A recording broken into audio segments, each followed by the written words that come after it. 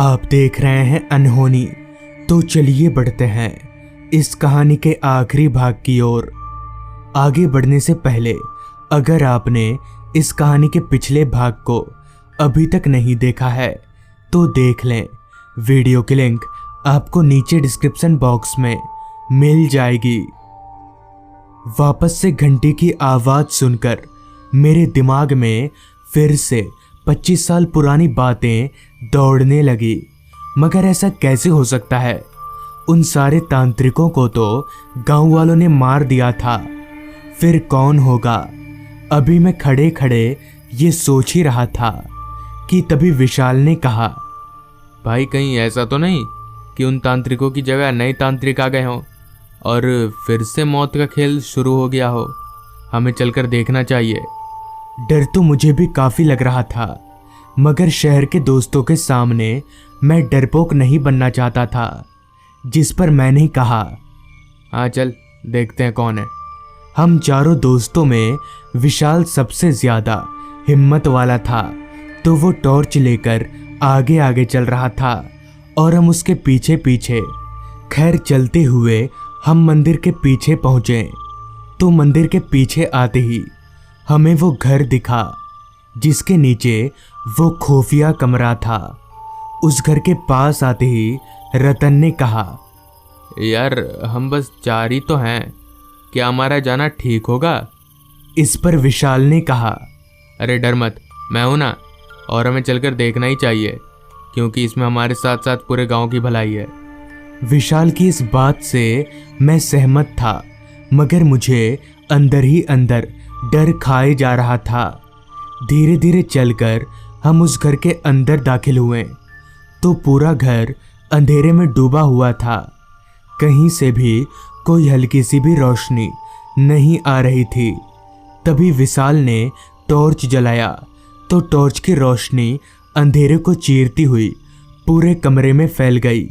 रोशनी के फैलने के साथ ही साथ हमें वो खुफिया कमरा दिखाई दिया।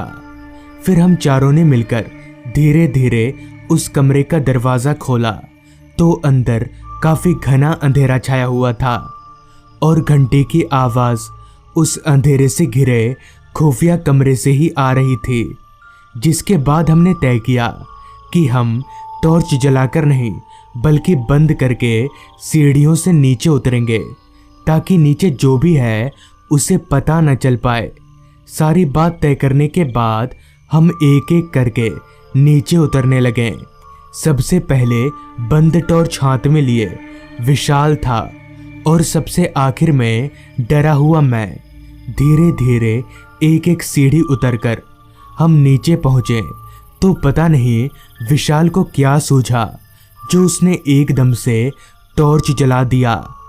टॉर्च के जलते ही अंदर का नज़ारा देखकर हम सभी दोस्त जोर जोर से कांपने लगे और हमारे शरीर का सारा खून एक पल में ही पानी हो गया। दरअसल टॉर्च की लाइट पड़ते ही हमने देखा कि सारे तांत्रिक उसी तरह से उस शैतान के पुतले के सामने बैठकर शैतान की पूजा कर रहे हैं। मगर अब उन सारे तांत्रिकों का चेहरा पूरी तरह से जला हुआ था और उनकी आंखें सफ़ेद चमक रही थीं। उन सारे तांत्रिकों को देखकर हमें पता चल गया कि वो अब इंसान नहीं बल्कि भूत हैं और अब हम काफ़ी बड़ी मुसीबत में फंस चुके हैं। तभी मैंने चिल्लाकर सभी दोस्तों से कहा, जल्दी जल्दी यहाँ से भागो। इतना बोलकर मैं और मेरे सभी दोस्त भागते हुए दरवाजे के पास पहुँचे।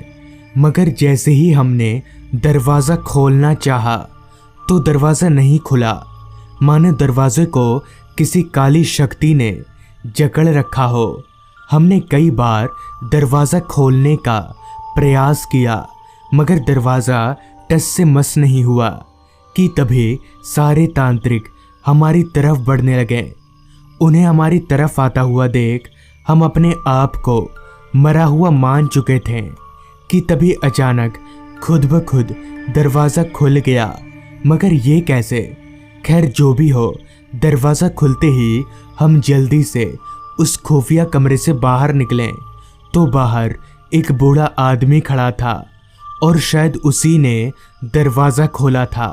खैर, अब हम वहाँ ना रुककर सीधे गांव की तरफ दौड़ने लगे, मगर मेरे जहन में बस एक ही सवाल दौड़ रहा था कि क्या उस बुजुर्ग आदमी को उन तांत्रिकों से डर नहीं लगता। भागते भागते हम गांव के करीब एक घर के पास पहुंचे, जिस पर हम भागकर सीधे उस घर के दरवाजे पर गए और जोर जोर से दरवाज़ा खटखटाने लगे। 2-3 बार दरवाज़ा खटखटाने पर एक आदमी ने दरवाज़ा खोला। हमें इस तरह से डरा हुआ देख उस आदमी ने हमें घर के अंदर बुलाया, तो घर के अंदर दाखिल होते ही फिर से एक बार हमारे होश उड़ गए, क्योंकि घर के अंदर एक दीवार पर उस बुजुर्ग आदमी का फोटो टंगा था, जिसे हमने उस खुफिया कमरे के बाहर देखा था और शायद जिनकी वजह से हम आज जिंदा थे। पर उस बुजुर्ग आदमी के फोटो पर माला लटक रहा था। उस आदमी से उन बुजुर्ग के बारे में पूछने पर उन्होंने बताया, ये मेरे दादाजी हैं और आज से 25 साल पहले शैतान की पूजा करने वाले तांत्रिकों ने इनको पकड़कर इनकी बलि दे दी थी। ये सुनकर हमारे जहन में दौड़ रहे सारे सवालों का जवाब मिल गया। तो दोस्तों, ये था इस कहानी का आखिरी भाग। अगर आपको ये कहानी अच्छी लगी हो तो चैनल को जरूर सब्सक्राइब कर लें। तो मैं आपका दोस्त आर्यन जल्द ही मिलूंगा आपसे ऐसी ही एक कहानी के साथ।